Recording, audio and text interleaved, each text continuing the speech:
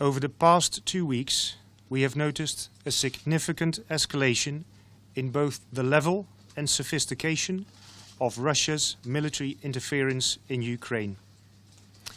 The satellite images released today provide additional evidence that Russian combat soldiers equipped with sophisticated heavy weaponry are operating inside Ukraine's sovereign territory.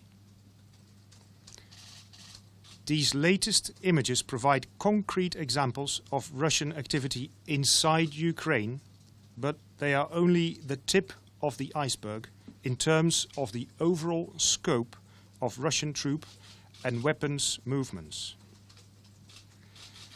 We have also detected large quantities of advanced weapons, including air defense systems, artillery, tanks and armored personnel carriers being transferred to separatist forces in eastern Ukraine.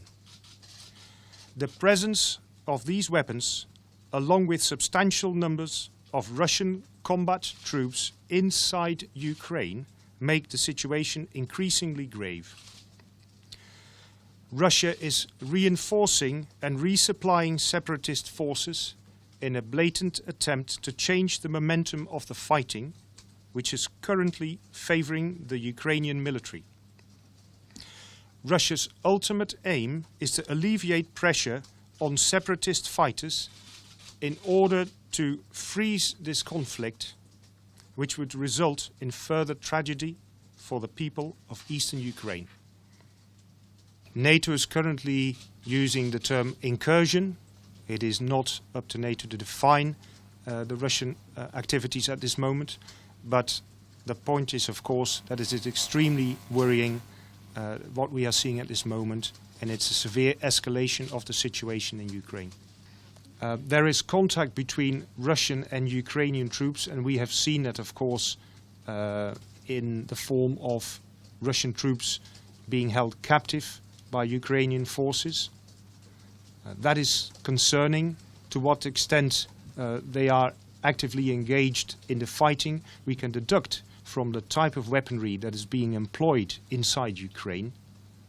This is highly sophisticated weaponry which require well-trained crews, well-trained command and control elements, and it is extremely unlikely that this sort of equipment is used by volunteers.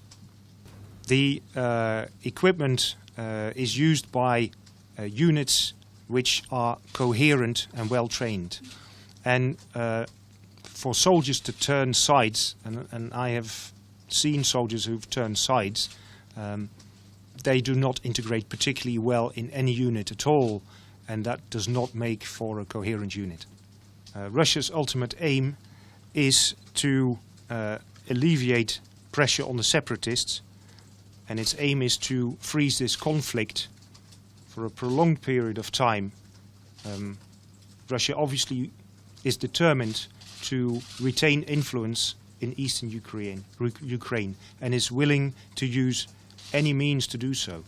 It's likely that the situation will end in a stalemate. At least the foothold that has been created will be expanded and will be secured, so that the separatists will not suffer a defeat, and Russian influence is continues to be in place in the east of Ukraine. Well, what we've shared with you today is obviously to make public that there's a severe escalation in the situation. Now, NATO has been observing this for some time, and NATO is in the process of making longer-term plans, which will be discussed at the NATO summit next week. NATO is doing something in the form of this press release today and sharing information with you.